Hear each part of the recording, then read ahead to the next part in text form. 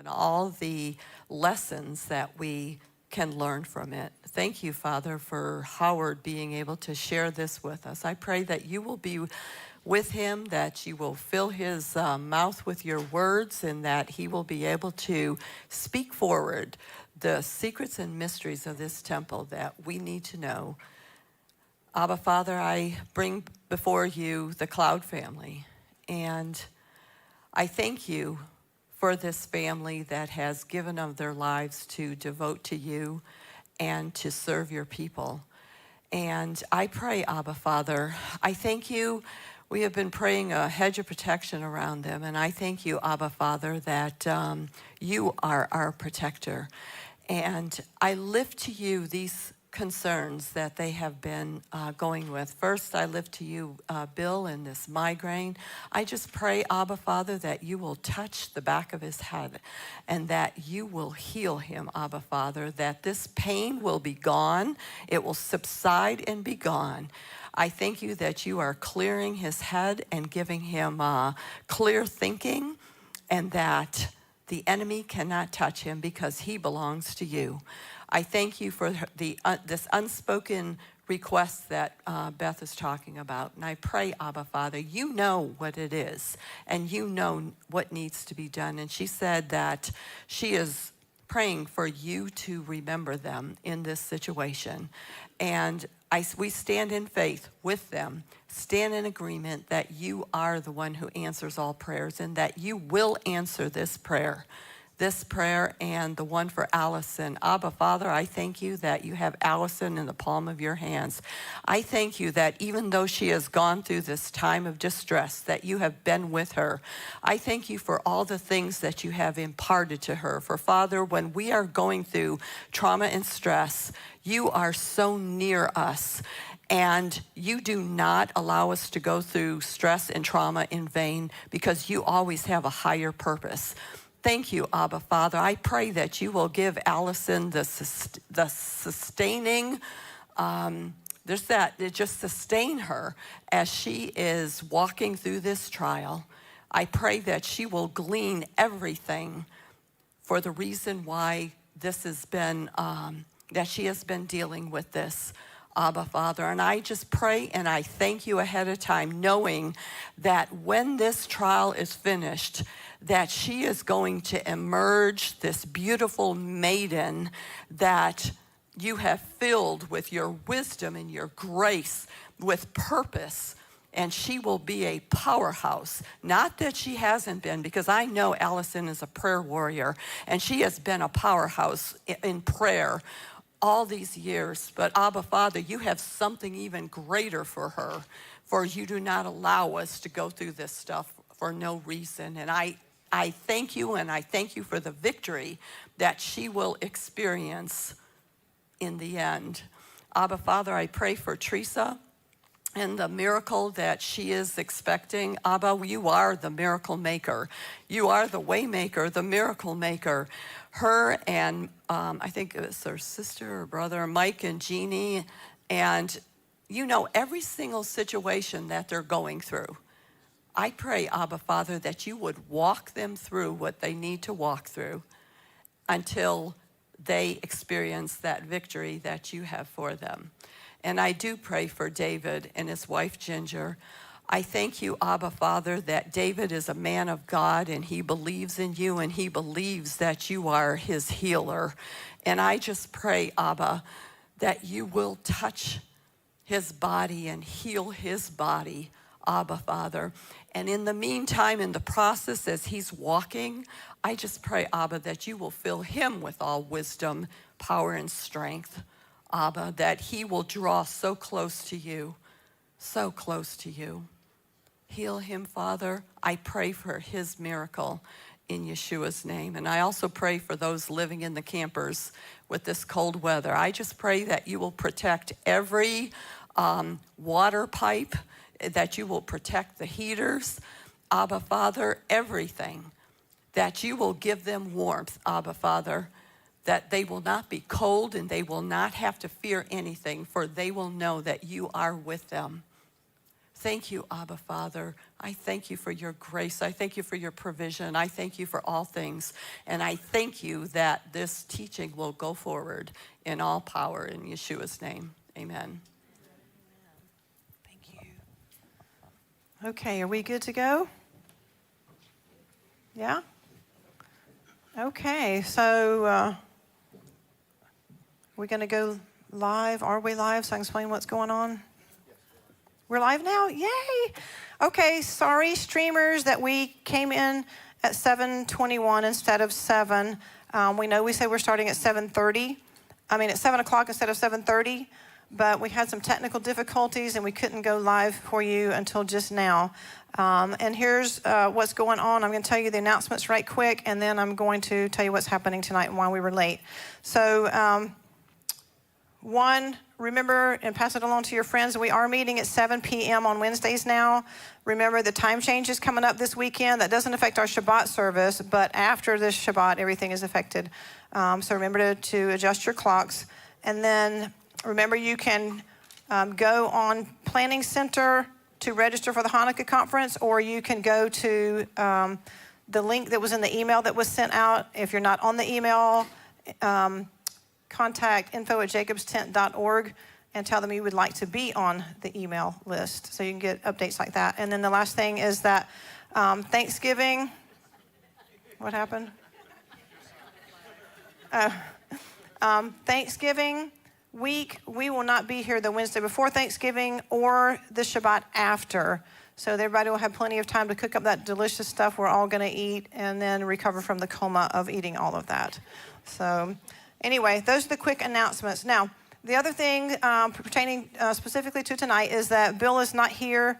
I'd already told everybody in the house that he had a migraine and he just wasn't able to do it. This crazy weather system, this cold coming in so fast, along with no rain. We haven't had the rain to wash the tannins from the beautiful leaves.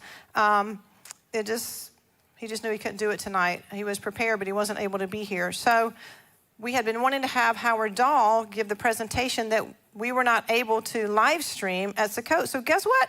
We get to see that tonight. Yay! So with no further ado, Howard Dahl, please come and share with us because we want to give you all the time that we can.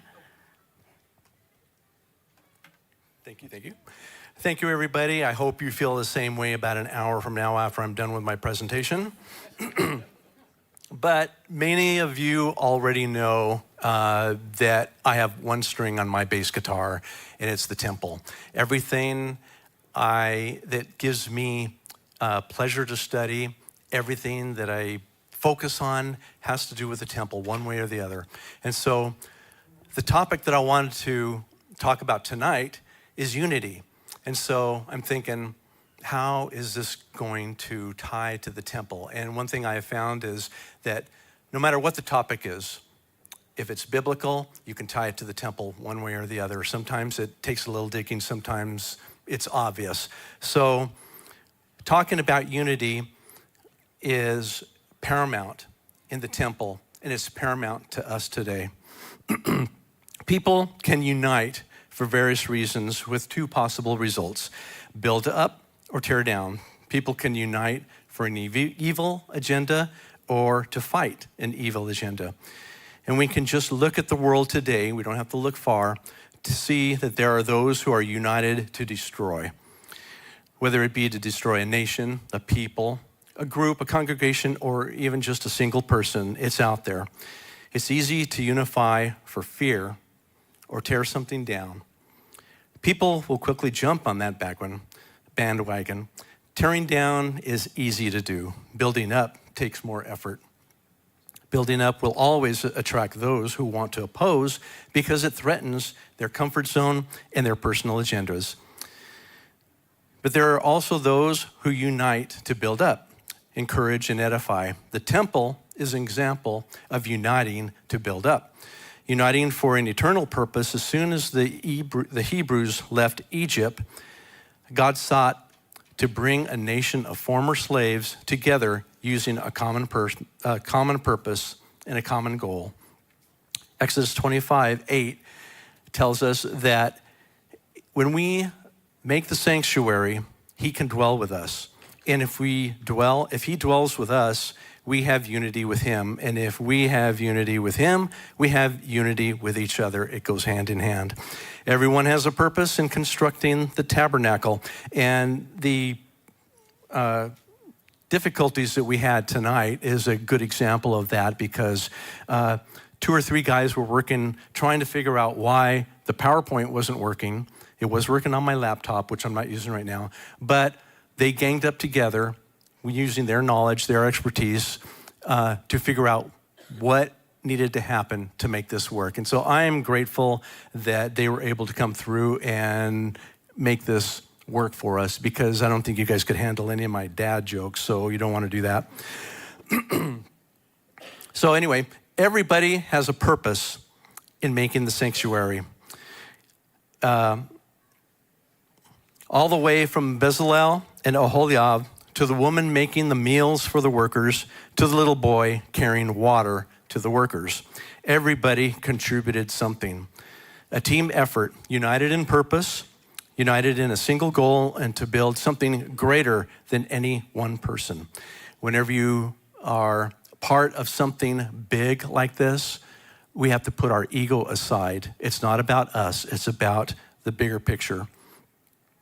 When there is a unity for God's purpose, there's also going to be opposition for that purpose. It begins with ego, the opposition. Korah comes to mind. Number 16, Korah's ego and his envy led to the death of 250 people that day, and the next day another 14,700 who took up his offense. And how God dealt with Korah's efforts to stir up the people against Moses. And we saw the power of hungry egos in Rehoboam and Jeroboam. We all remember the story, but allow me to elaborate on it and to reiterate on it. Solomon dies and the kingdom is split. Rehoboam is king now, Solomon's son, and the elders come to him and they remind him, your father created a hard-working environment for us, and it was hard for the people. If you lighten up the load, the people will follow you. They will be united behind you. And he said, come back in a few days and I will give you my answer. And during those few days, he talked to his friends, and his friends said, nah, don't make it easier. Make it harder for them. Make it way harder for them and just exercise your power. And so that's what he did. His ego took over, and he was full of what he wanted to do. Doesn't matter what the consequences were. So as a consequence, the 10 tribes split, became the house of Israel, and moved north under Jeroboam. Jeroboam had his own problems too. He knew that all the people were going to need to go for the 3 pilgrimage festivals. They needed to go back down to Jerusalem and worship there. And he didn't want that to happen. He wanted them to remain with them in northern Israel. So what he did was he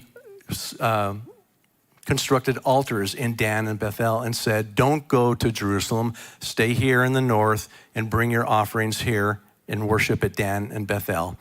His problem was that he didn't want to lose anybody. So his ego contributed to his problems. So what we do is we come to the point where both sides, House of Israel and House of Judah, have problems, that their leaders have an ego that is bigger than them. They made it all about them rather than looking at the big picture. Both then and now, whether the temple stands or not, still the location remains the place where God said he places his name forever. So Jeroboam wanting them to relocate where they brought their offerings was against the commandments of God. 2 Chronicles 7:16, I have chosen and consecrated this temple so that my name, this is God talking about Solomon's temple. I have chosen and consecrated this temple so that my name may be there forever. My eyes and my heart will always be there. There are a ton of verses that say the same thing, but this verse kind of sums it up nicely. We can't hear about the Temple Mount without also thinking about the temple and all it means to God's people. An example of this is presented by Daniel, praying 3 times a day towards Jerusalem while in captivity. Daniel 6:10. In his upper room, with his windows open towards Jerusalem, Daniel knelt down on his knees 3 times that day and prayed and gave thanks before his God, as was his custom since early days. You all know the scenario. Judah was taken captive by the Babylonians, and so they're serving their 70-year sentence in captivity. And during that time, Jerusalem was sacked, the temple destroyed. Yet Daniel prayed. Daniel prayed facing Jerusalem towards the temple. He knew the temple wasn't there. He knew Jerusalem was destroyed, yet he still prayed. Fast forward to the end of the Babylonian captivity. Ezra narrates a story of Zerubbabel and Joshua the high priest leading the effort to rebuild Solomon's temple. So first, we have Cyrus the Great letting the Jews return to build the temple, headed by Governor Zerubbabel. Remember Cyrus the Great at the end of 2 Chronicles? He tells the Jews, go back, your captivity in Babylon is over. I'm allowing you to leave Babylon, go to Jerusalem, and rebuild your temple. An effort to restore the Jews to their homeland as a free, united people and restore temple life with the rebuilding of the temple, they met with opposition from the get-go from current inhabitants in Judea who had moved in when the Jews went into exile. But the Jews remained strong in unity and overcame the enemy in order to begin rebuilding the temple. Remember, it had been division and disunity that led to idolatry and the loss of the temple. And it's now the strength of unity that ultimately results in rebuilding to begin. Then we go to Nehemiah chapter 4. Remember, Zerubbabel and Joshua, they went back to rebuild the temple. So they went and did that. They had opposition. Now we go to Nehemiah, and his purpose is to go back and build the walls of Jerusalem. And does he have opposition? Of course he does. First of all, he was a cupbearer to the king, not Cyrus. There's a couple kings later. And it said he had a remarkable relationship with the king. And the king, when he saw that Nehemiah was dispirited, he asked him what he wanted. And Nehemiah was honest with him and said, I want to go back home to Jerusalem that was in ruins and rebuild it. And the king, reluctantly, but in his nice relationship with Nehemiah, granted his request. So his main role in rebuilding the wall around the temple was Nehemiah. And part of his story that I feel most impacted on lessons in unity from the temple is the enemies that the Jews, Nehemiah, when he went back, and he and his group, when they went back to rebuild the walls, they got opposition. But it wasn't opposition from foreigners. It was opposition from fellow Jews. So it can come from anywhere, from anybody. It says that the people continue to work with all their heart, and that kind of devotion takes incredible unity among the people. When you have people against you, even from your own country, but you stick together because you are together, unity, you're united, you're going to do something for God, and nothing is going to cause you to deviate from that. Arabs and Ammonites heard the work continued in spite of their taunts, and they got even angrier and plotted to go up to Jerusalem to stir up trouble against them, saying they would even kill them to stop the work. That's what enemies do when their threats to get their way don't succeed, and they can become really dangerous in their retaliation. And they can succeed if God's people are not tightly knit in unity. We don't need all the BFFs. We must be unshaken in unity of spirit, purpose, to finish the task before us, and that can be raising a family, leading a congregation, or building a wall. But unity is key. Having each other's back is paramount. And I'm not saying superficial unity with hearts, flowers, and rainbows, but in true unity, we can put aside personal agenda and self-pity in order to build something greater than ourselves. Because speaking for myself, I don't want to miss a thing. These are not the days to be allowing pettiness to cause me to miss what God is doing in the world. I want to be part of it. I want to be one with him. I want to be a builder in his house. And like I said, I don't want to miss anything of what's going to be going on. Even priests and Levites had to put aside their personal issues or they couldn't serve. If you remember the Levites, they were separated in 24 divisions, so they would serve 1 week twice a year. And that was their life. That was their purpose. They did nothing else but train and learn about the ways of the temple so that they could serve. And when they served, they did everything right. They had lotteries. So that morning, each morning, they did lotteries to pick who is going to do what. But they didn't know what they were going to do. So they had to know how to do everything so that no matter what they got picked for, they would know how to do it. Finally, we see how this worked as the men worked from going back to Nehemiah. We see how it worked as the men worked with one hand and held a weapon in the other because they had all this opposition from their fellow countrymen. Nehemiah said, "We are widely separated from each other along the wall. Wherever you hear the trumpet, join us there. Be unified. Our God will fight for us." And they came together, they worked together, and they had each other's backs, and they completed the wall. So this quick race through history left out a lot, but it was simply to show that building the temple was a joint effort in prayer, purpose, unity, instigated by God, encouraged by the prophets, and hard fought for by the people willing to forsake to build something bigger than who they were. If nothing else, we should be able to look at the enormity of something as grand as the temple and realize that even the temple itself cannot stand forever in the face of personal interest and egos. That if they want, no matter who or what is destroying in the process. We should always, I repeat, always be on guard when we sense personal interests and agendas within ourselves, because at that moment we become vulnerable to the one who comes solely to kill, steal, destroy, and divide. And loyalty to God, we cannot let him succeed. We must continue to work with a hammer, one hand, and a weapon in the other. So what I wanted to present now is the result of people like Zerubbabel, Joshua the high priest, Ezra, Nehemiah.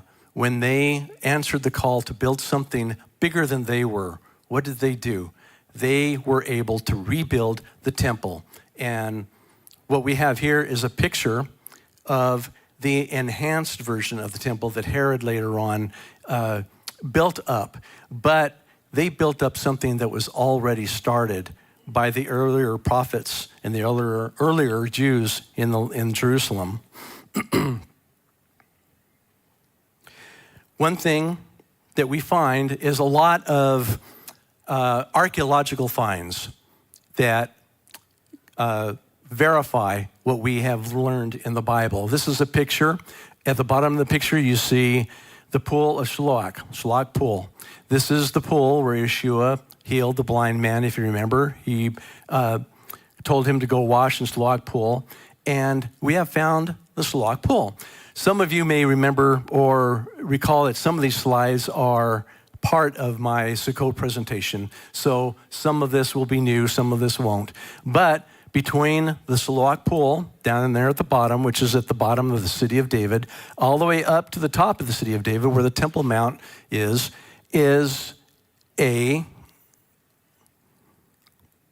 there's the pool, and then we have the Pilgrim's Road. Not only do we know where the Shiloh pool is, when they dug that up finally, they said, wait a minute, we see in Josephus and in the Mishnah that when they left the Shalak pool, they went up to the Temple Mount via the Pilgrim's Road. That's got to be around here somewhere. So they found, here's an artist's depiction of the Shalak pool. Oh, the Shalak pool is huge. It's bigger than you think. It's because it's the size of 4 Olympic swimming pools. To give you an idea, thousands of people could be there at one time. It was a gathering point for people coming to Jerusalem for the pilgrimage festivals, the 3. They would start at this point and walk up the Pilgrim's Road. John 9 is where Yeshua healed the blind man. But what does it look like today? Here's one picture of what it looked like when they discovered it in 2004. You can see these steps. What happened was there was in the bottom of the city of David, they had a leak in the pipes. And so when they started digging, they found these steps. And there is a law in Jerusalem, in the Jewish-controlled areas at least, if they find something that is worth paying attention to archaeologically, work has to stop. Archaeologists have to come in and evaluate what is being uncovered. So they uncovered these steps and discovered this is a Shalak pool.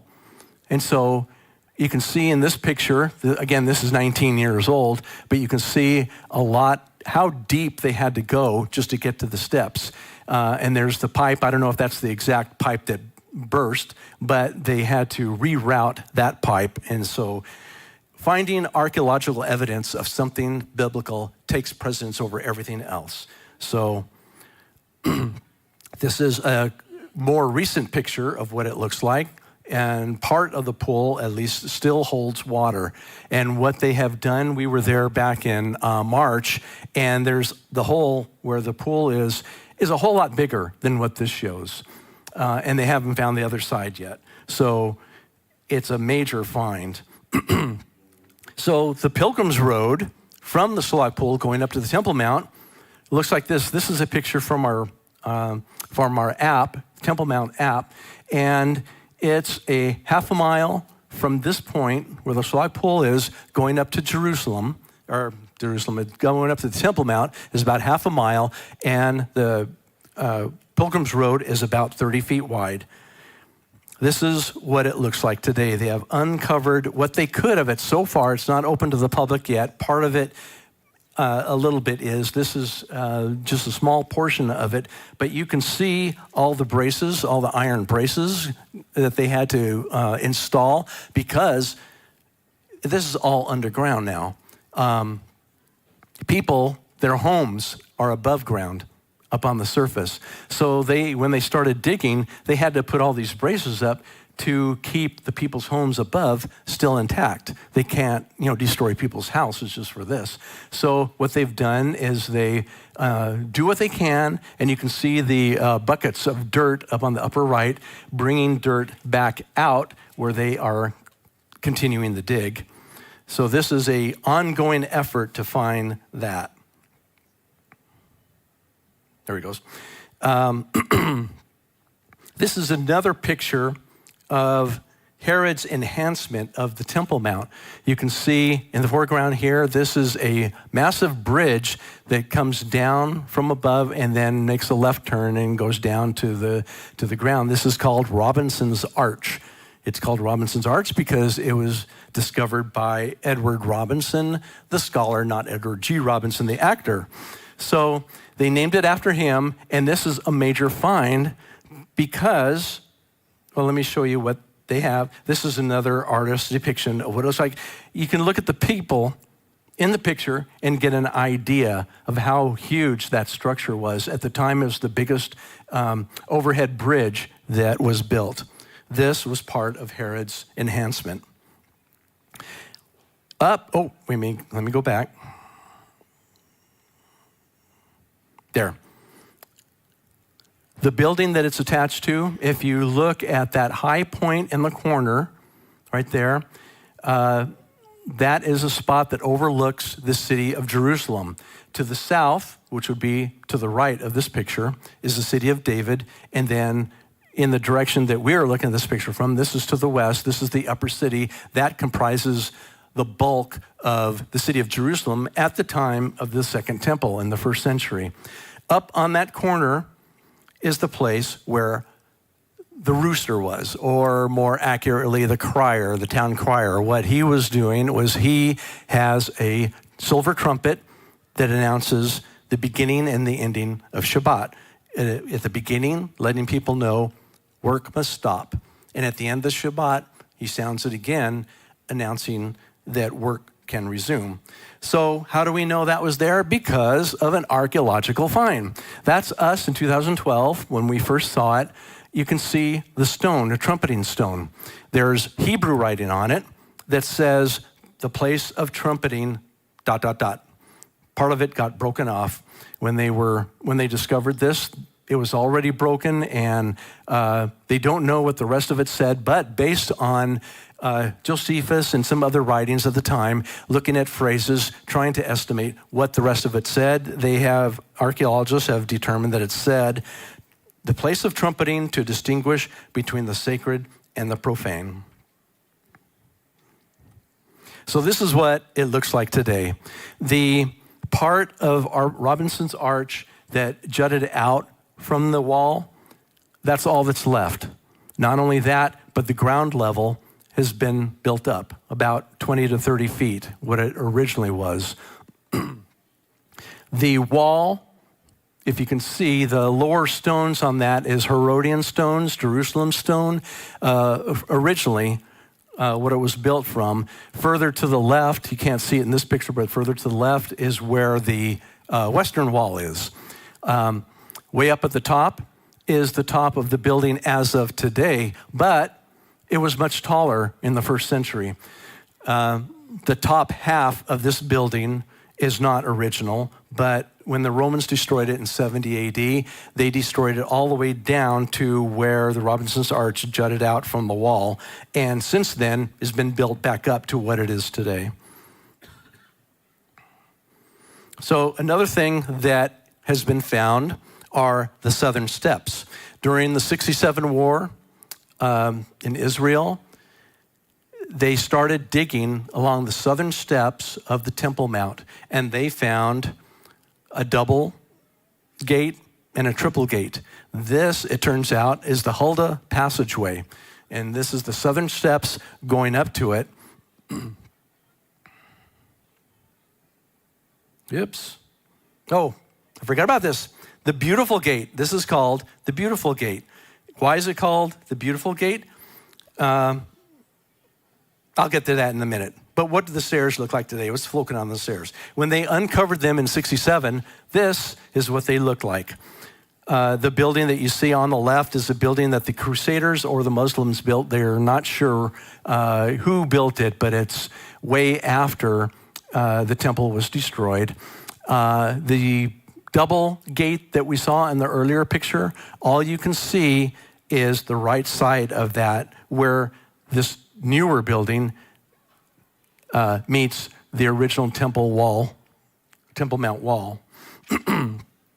These steps, you can tell the new ones, more like 500 years old, but new relatively compared, because you can see what the older ones look like. These are the original ones that were there, and you can see that the steps are not evenly distance apart from each other. This is intentional. I didn't point it out in the Pilgrim's Road, but the steps in the Pilgrim's Road going up, it's done the same way. They're uneven, and it's done purposely because when you're going up to the Temple Mount, you're not supposed to run up the steps. You're supposed to focus on what you're doing. Everybody remembers when you're young and you're a kid and you're going upstairs, you're going to take them two at a time and get up the stairs as fast as you can.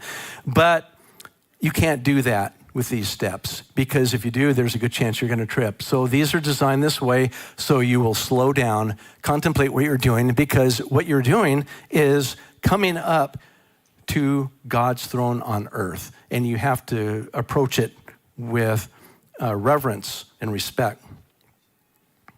So here we are, again, 2012, standing on some original stones to the first temple. And right above us is that lintel that was the only part that is still exposed from the double gate.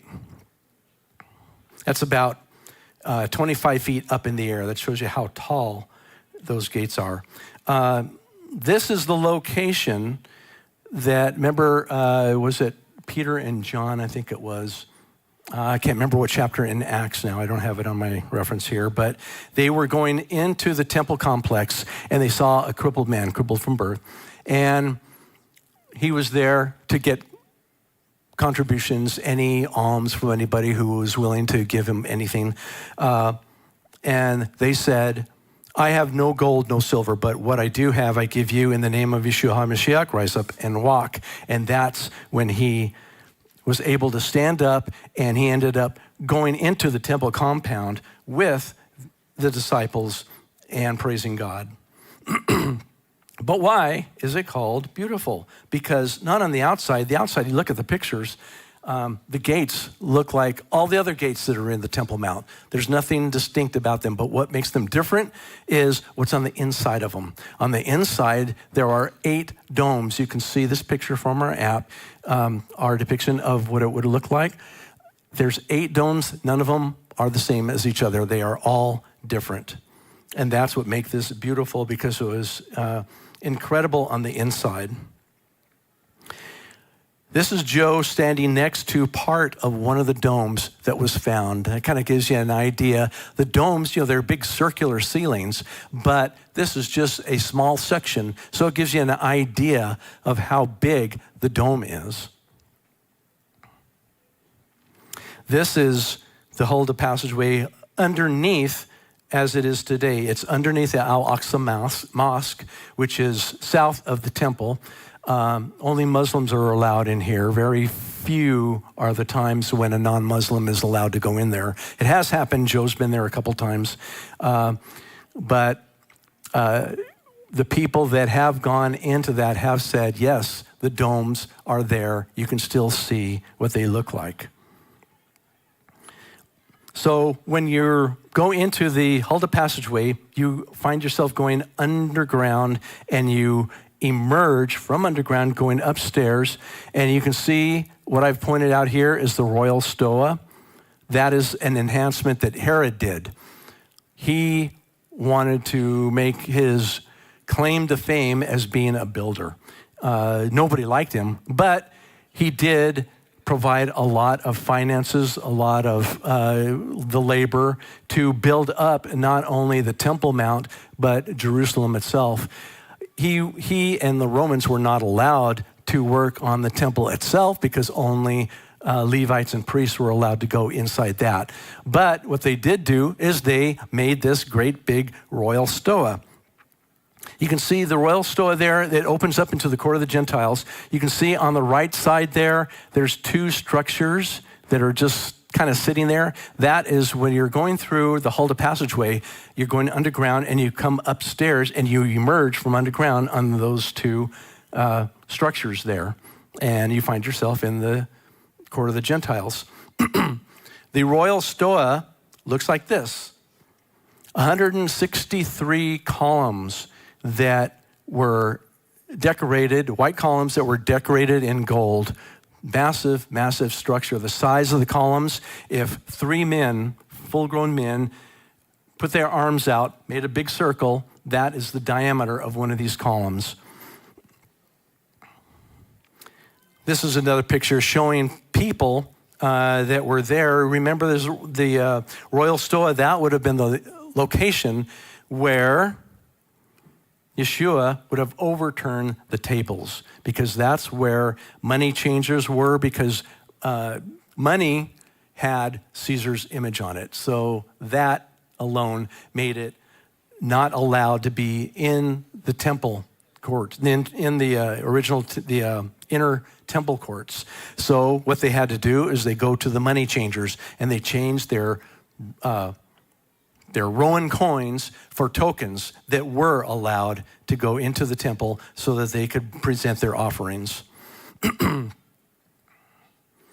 One of the things for the 3 pilgrimage festivals that's required is, well, first of all, Josephus tells us that almost 3 million people at the time of the first century, almost 3 million people visited the temple to bring their offerings during the 3 pilgrimage festivals.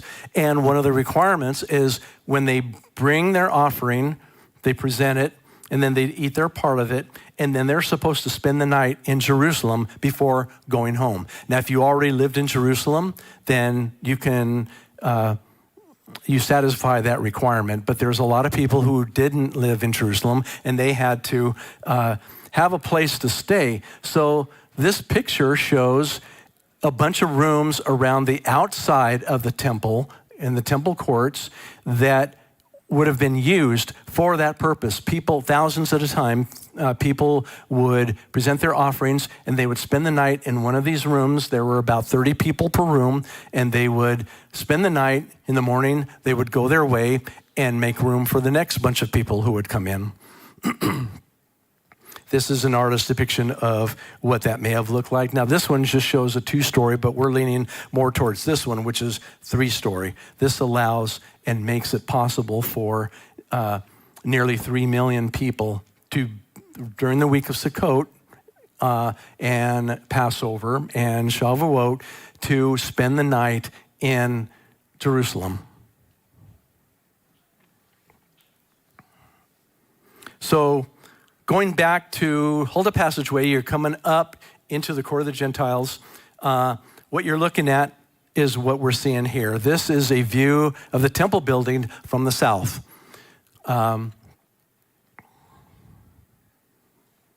There on the right is what is known as the water gate mentioned in Nehemiah 8.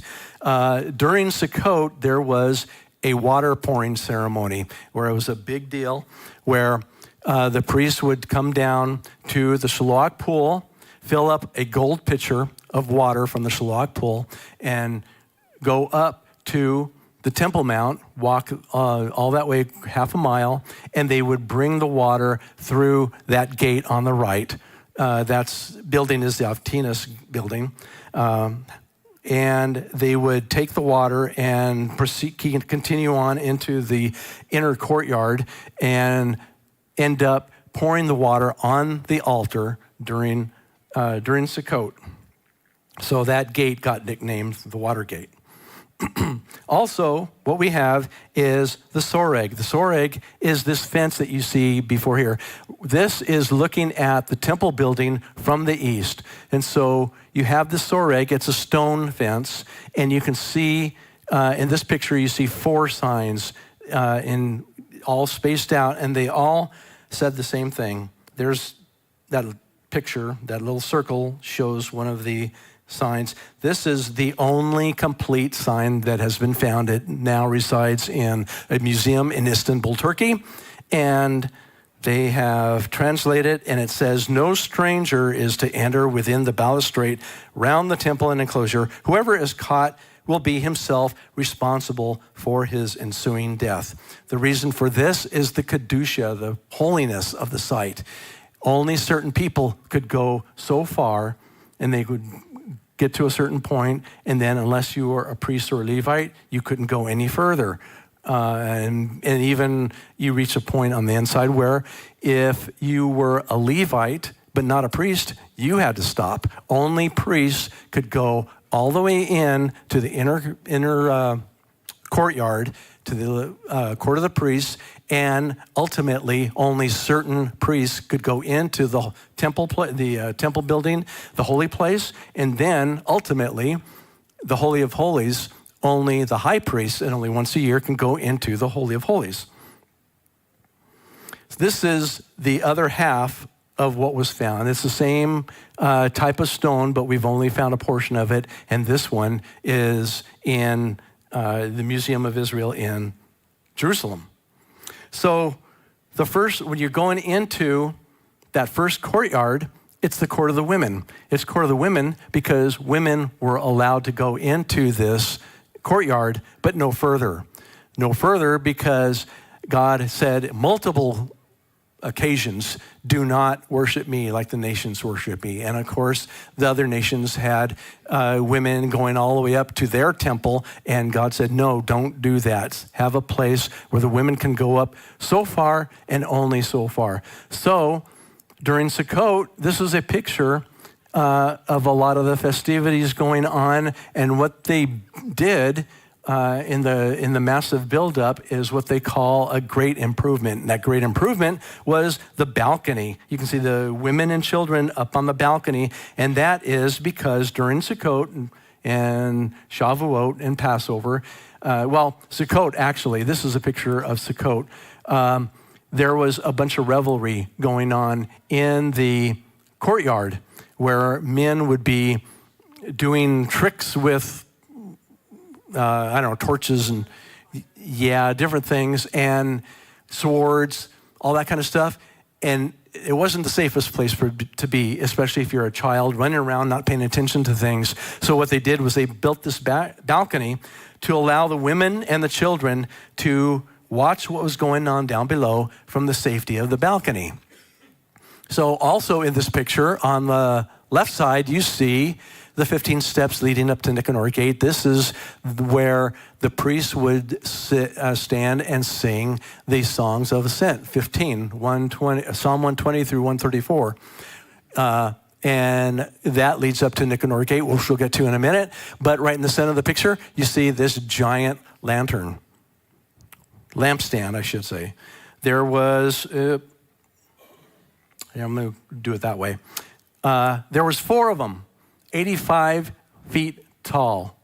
Josephus says 50 cubits, so we're trying to figure out exactly what that means in our terms today. So just imagine an 8-story building. That's how tall these lampstands were. And you can see a priest climbing up halfway on one of them.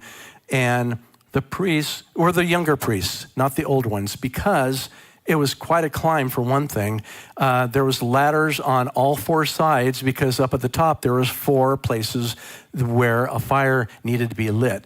They used the young priests to do this because when they are climbing up this ladder, they're climbing up to replenish the oil and the wicks. The oil for each lamp was over 2 gallons.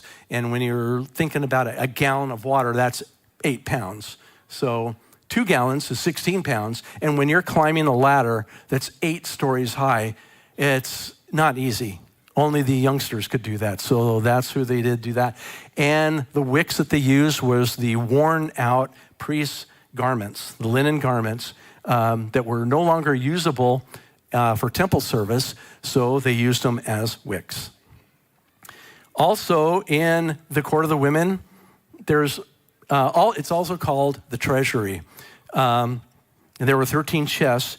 The description is that it was narrow at the top and wide at the bottom. So they said it was in the shape of a shofar. Now this picture shows it wide at the top and wide at the bottom, but Josephus' explanation of it is narrow at the top and wide at the bottom. But there's these 2 references in the Gospels where Yeshua saw a old woman who deposited in one of these chests 2 mites. And he said that she gave more in her poverty than all the other people did out of their abundance. So we come to the Nicanor Gates, which is at the top of the 15 stairs that I mentioned. The story of the Nicanor Gates is that the gates, first of all, were huge. 8 feet wide, each of them. There was 2 of them, 8 feet wide, 32 feet tall, made of Corinthian brass. And it required 20 men each to open them. And even when they did do that, it was with difficulty. Josephus gives us that account on that. It was opened only on Shabbat, festivals, and Rosh Chodesh, or if the king was present in the temple. And that would not be Caesar. It would not be Agrippa. It would be a king descended from David only. So there were certain requirements that allowed it to be open. The doors were made of Corinthian brass from Alexandria, Egypt. The story goes where a man named Nicanor from Alexandria, Egypt. He wanted to be part of, do his part in something bigger than himself. This is what I'm trying to point out. All these things that we have about the temple are things that were made, first of all, they were made possible because Nehemiah, Ezra, Zerubbabel, all those guys, they rebuilt the temple because it was something bigger than they were. They saw the long picture of it where it wasn't about them. It was about rebuilding the temple, something bigger, something beyond them. So we come to Nicanor, who wanted to do the same thing. He wanted to provide something for the temple that was grand, that was worthy to be called part of the temple. And so we have the story of Alexandria. Remember, that's in Egypt. They made the gates out of Corinthian brass, put them on a boat, brought them up to Israel, but there was a storm, and the storm caused the ship to go to and fro, and the people were afraid that they were going to, it was going to sink the ship because of the great waves. And so they took one of the doors and tossed it overboard, trying to lighten the load, lessen the cargo.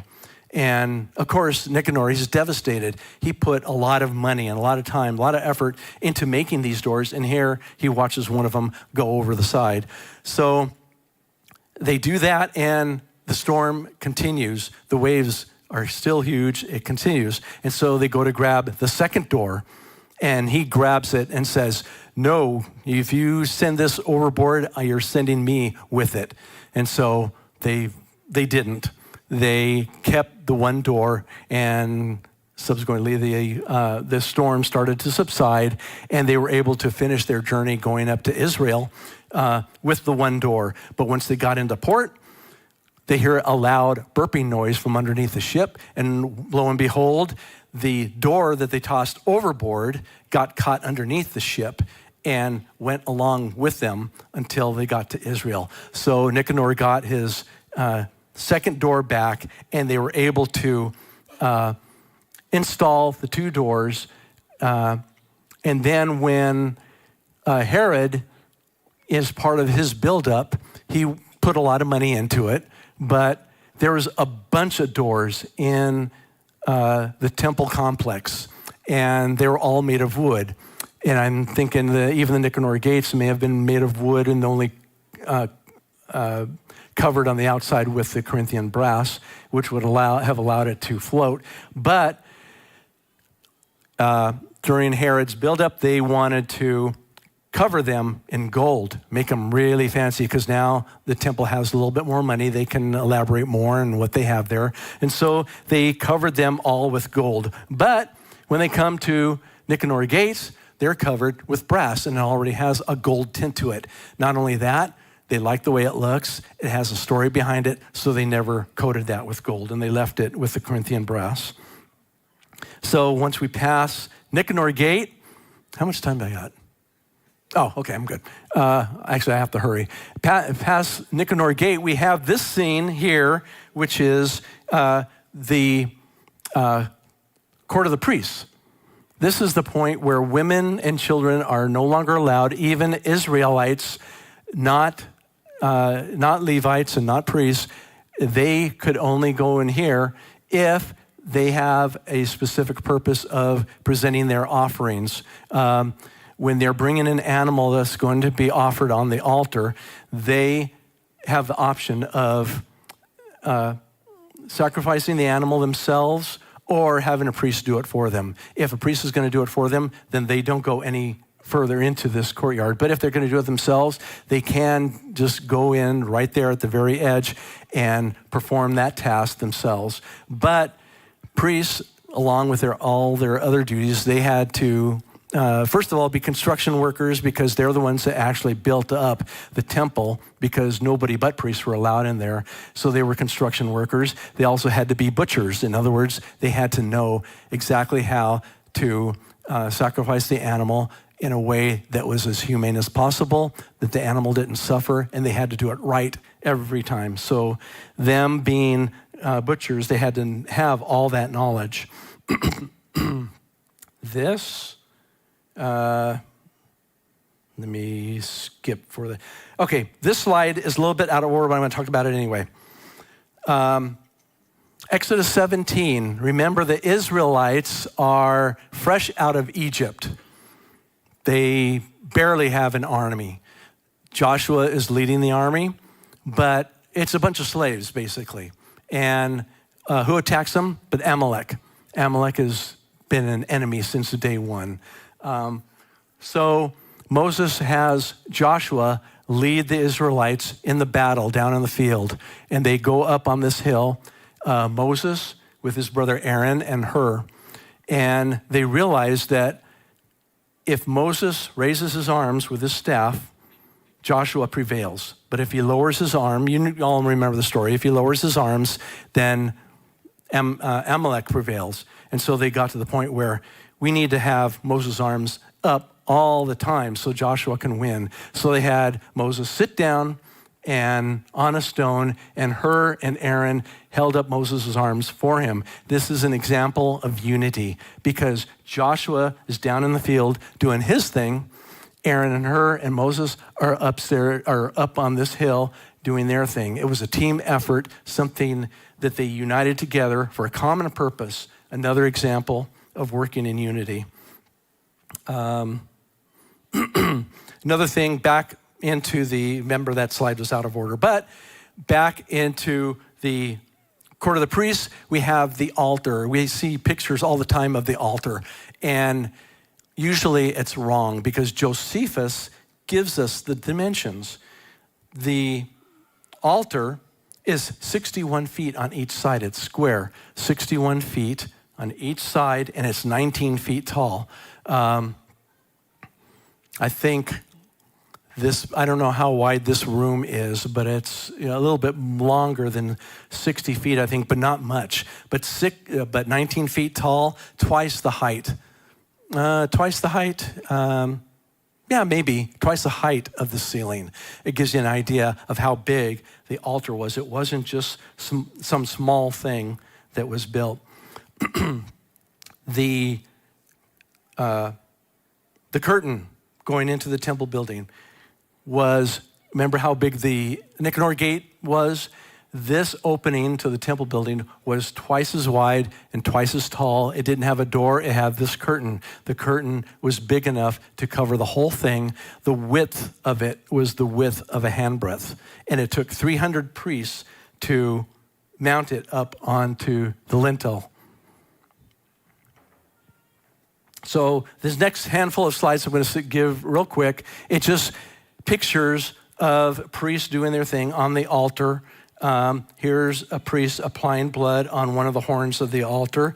This is a priest going up the ramp. The ramp came up from the south side, but he's got his censer going up to going up the altar. He's going to be getting coals that will eventually be put on the incense altar in the holy place. So this is him with his brass or copper censer gathering the coals. Logs for the fire on the altar. These are not twigs. These are big logs, trees that were inspected first and then deemed worthy to be put on the altar. And so, again, this shows team effort. Many priests, this would have been priests because Levites were not allowed on the altar, but priests would have had a team of priests doing all this work because one person couldn't do it. This picture shows the size. You see the priest there. The red dotted line shows the direction he would have been going in. The fire closest to us is the main fire for the offerings. The one that we'd come to next, which is the one on the right, is one that wasn't always there, but was only there during Yom Kippur, doing those extra offerings. Then the next one, the furthest one from us, is the one that is a backup fire to the main one, because a fire is to be burning on the altar always. So if something happened where the main fire was going low, they would have a backup fire to replenish it and get it going again. And then the one on the left is the fire that is used. Remember in the previous picture, he's gathering up coals that is going to use for the incense. That is what that fire is used for. Inside the holy place. Okay. Inside the holy place, if you remember, tabernacle had one menorah, one table of showbread, and one altar of incense. But when Solomon built his temple, here's the references, he increased it by 10. There's two schools of thought on the menorah, whether there was a total of 10 menorahs or if there was 10 menorahs plus the original. So we don't know for sure what that answer is yet. We're still looking. But the same thing for the tables of showbread. There's Solomon added 10 of those. Altar of incense, still only just one. Inside the holy place, the Holy of Holies. In Moses' time, there was just the Ark of the Covenant. But when Solomon built his temple, he added these two great big cherubim. If you remember, the description was that the cherubim had wings that went across the room. There was 20 cubits wide, and the wings went from one side to the other, and they touched in the middle above the Ark of the Covenant. Also, this depiction of the Ark of the Covenant is a little more accurate. When you look at the description, the poles are going front to back, whereas usually when you see pictures of the Ark of the Covenant, they're going sideways. They are not going sideways because let's see. No, I don't have that reference here. But it goes front to back so that when the Israelites were carrying the altar or the Ark of the Covenant, the seat would be facing forward, leading the way. And if the poles were going sideways, that would not have worked. Not only that, this picture doesn't show it, but the poles were fastened at the feet, not up high like that. Because when the high priest comes in one time a year during Yom Kippur, he's got to come in between the poles and go up to the Ark of the Covenant. If the poles were up that high, he would have to either go around the end of it, but the end of them stuck into the holy place. They stuck through. Or he had to step over them, and he's only wearing his linen garments, and it was, remember, he's carrying incense and coals and blood from the sacrifices, so he's got his arms full. He can't risk tripping on anything. So that is why in Scripture it says these poles were fastened at the feet. This picture doesn't show that, but can't get everything right. So Yeshua prayed that back to unity again, Yeshua prayed that we would be one. We would be united as he and the Father are one, and he did nothing for himself, and he asked for us to do the same thing. John 5:30, I can of myself do nothing. As I hear, I judge, and my judgment is righteous because I do not seek my own, but the will of the Father who sent me. Also, John 13:35, by this will all know that you are my disciples if you have love for one another. This is unity. It's unity above all other things is paramount. We have to show unity. John 17, the glory, Yeshua praying, John, the glory which you gave me, I have given them, that they may be one, just as we are one. Again, unity. I in them and you in me, that they may be made perfect in one, and that the world may know that you have sent me and have loved them just as you have loved me. And we can accomplish this love by setting aside our egos. Once we do that and we have true repentance, then a bunch of stuff falls away. Namely, self-interest, personal agendas, jockeying for power, envy, spite, bitterness, and self-pity. All that goes away when we put our egos aside. Halissa Elwine has this statement in her book, Standing with Israel. If one stands with the Jews, he prays with the Jews. Standing with the Jews is no less than praying the standing prayer of the Amidah, praying the Shemoneh Esrei. It's the unifying form of worship for both Gentile believers in Messiah as well as Jews still looking for Messiah. That's unity. Standing with Israel is no less than praying the prayers that they have been praying for thousands of years. There are different groups of people who have lost their nation, lost their cultures, but the Jews haven't, because they have remained unified in prayer and in the longing for the return of God's house of prayer.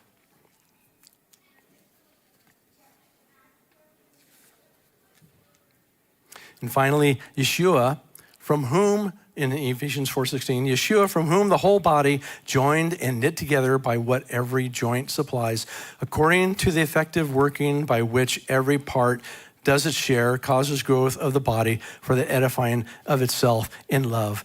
This is Paul reiterating how important unity is for all of us. So I want to leave with you my favorite verse, which is penned by David again before the temple was built, but he had the foresight to see into the future what was in store.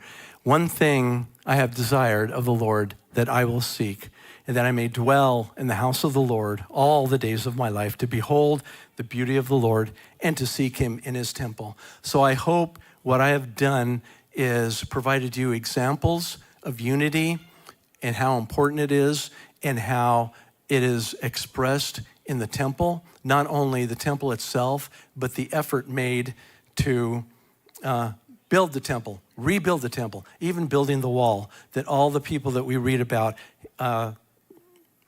ganged up together. They saw a purpose that they could all unite in and be part of, something that was bigger than all of them put together.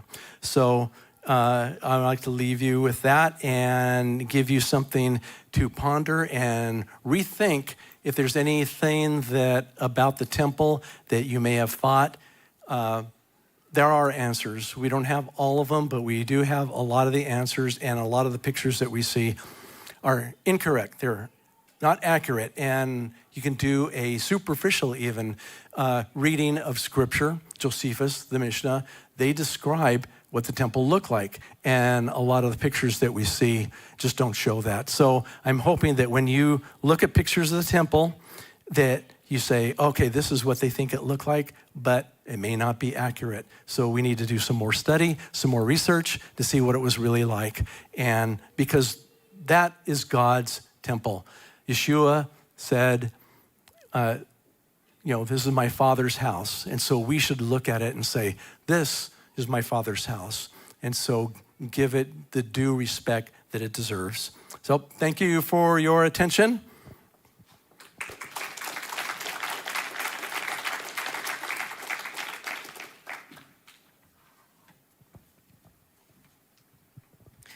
Thank you, Howard.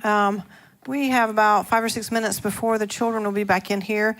Would you entertain a question or two, if anybody? Easy questions. Okay, easy questions that are pertaining to what he presented here tonight. Does anybody have a question? I don't know if we have a second microphone. I don't see one, so we may just... Oh, there we go. Okay, Cody has it. Yes, sir, go ahead. So, this is sort of related, but I've always been curious. What's your understanding? What did Yom Kippur look like in Herod's temple without an ark? Did the priest just go through the motions, assuming there was an ark there? How did that work? Yes, the ark was not there. If you read the account, I can't remember the reference right now, but the ark, of course, originally was there. But if you remember when David was king, the ark was captured. The Philistines had it for a while, and we all know how that worked out for them, and they were quick to return it back. But when David got it back, in his plan for the temple, they created a room. Well, he designed a room, and Solomon built it for the ark to be put in times of trouble, in times of war. So I think it was King Joash, when he was about to be attacked, he would be killed in this battle, but he had the foresight to say, take the ark and put it in the temple that Solomon built. And so the ark was already in the Holy of Holies. So he had to have been talking about another room, a room that the ark could be taken and safely put. And so when the invading army came in and they ransacked the place, the ark wasn't there for them to find. So, and we have no indication that it was ever returned. So yes, the ark was not there during the Second Temple, but all of the procedures that didn't alleviate any of the requirements that had to happen during Yom Kippur, everything still had to happen. All the sacrifices still had to work.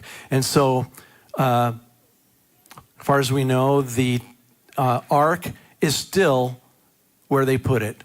And because of the Kedusha of the ark, it has to be in a place that has that same level of Kedusha, which means it's still up on the Temple Mount. It's underneath one of the 4 great big corner buildings, which I didn't point out in the slides that I have. It would have been the back left one, but we can't go there to verify it, and I don't know if anybody would want to anyway, because you're not supposed to go near it. Remember, I can't remember the guy's name who touched it, and he died because he was not allowed to touch it. Nobody is allowed to touch it.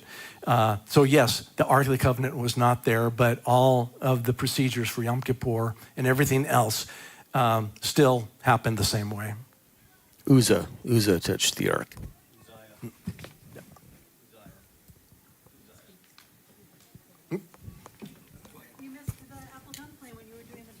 Oh, yes, the apple dumpling. You remember on the altar, there was the 4 fires in the 4 corners, and I forgot to mention the thing in the middle. It was nicknamed the apple dumpling, and what it was is the pile of ashes that were accumulated during all of the sacrifices that were being burnt up.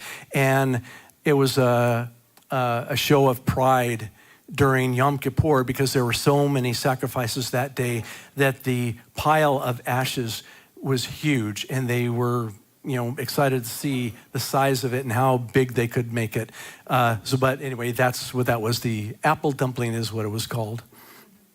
So, here. Anybody else? Yeah. Oh, right here. What is the name of the gate that opened? I can't hear you. Is this working? Huh? What's the name of the gate after the resurrection that it opened and they kept trying to close it and it took a whole bunch of men?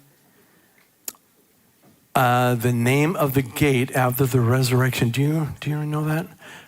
I don't remember what that would be. There is a gate. I thought it might be the Yom Kippur one. Or, I don't know. There is a gate in the temple building proper that was on the south side of the porch area. It was inside, but on the south side, that was not used, according to instructions in Ezekiel. But other than that, I don't know what the answer to that is. Make a note for me, please, and I will look that up and see what I can find out about that. Okay, one more, and that's it. Mr. Sean. Oh, I'm sorry. John. Mr. Kyle. Sean's Mr. Kyle, sorry. It's all right. I can't see up here. It's all right. Thank you for the teaching. I don't know if you mentioned the app that you used or where you got the information from. About what? What you used in your presentation, where you got the app, the pictures and stuff like that. Oh, okay. The app is put out by Joe Good, Hatikva Ministries, and Rico Cortez does that too. Yeah. But it's called the Second Temple app. Yeah, and I just want to know, I know Rico, for a time, the price was half price. So it used to be like $26 to download it, and I think they cut it to half price now. I'm not sure, but it's if you have a share plan, one person can buy it and your whole family can use it. It Okay. is an absolutely, like you pointed out, a great utensil for studying the aspects of the temple. Right, that's very good. I paid the $25, but I was happy to do that anyway. Real quick, that app is the only one that has the latest information. There are other apps out there, but they don't have everything that has been found. We are constantly updating that app so it has the latest information as far as the outbuildings, the courtyards, everything, so that it's as accurately as possible. Isn't it great that the Father puts the passion on someone's heart to study the different things that he puts the passion there for? I mean, it's fascinating to me, but I certainly don't have the time and the education to, the Bible education to go and search this out and study it. I'm glad there are people who are far smarter than I am in these things and who answered the call and when the Father put the passion there. So thank you, Howard, for doing that. Thank you for being a diligent student. And I know you supported him in this all the way, very excitedly, Margot. So thank you for your part in it, too. And thank you for continuing to share this with us and keep studying, because as y'all uncover more stuff, we want to know about it. So thank you. Again, if you will, just show Howard your appreciation for this last-minute call. So yes, thank you very much. And it was the very last minute, so he was ready. So do we have all of our youngsters back in here? Everybody's here on your side, and looks like all of Miss Nayla's class is in here. Okay, let's see. We need to close in prayer. So let's see. Aaron Pernack, General Pernack. You're not usually in here and don't get to do this often, so would you come and close this out in prayer? And after that, we will be dismissed, and we'll see everybody at our regular time on Shabbat. So if you will stand while Aaron dismisses us. Thank you, sir. Heavenly Father, we thank you for bringing us here and for allowing us to hear your messages and be able to be a part of your community. And we just ask that you continue to fill our week with blessings, and that your face shine upon us. And we ask for safety as we go about our way. And we thank you for everything. In Yeshua's name, amen. Okay, at this point, we're going to say good night to our live streamers. Thank you for joining us. Again, I'm sorry we were a little bit late, but we will see you on Shabbat.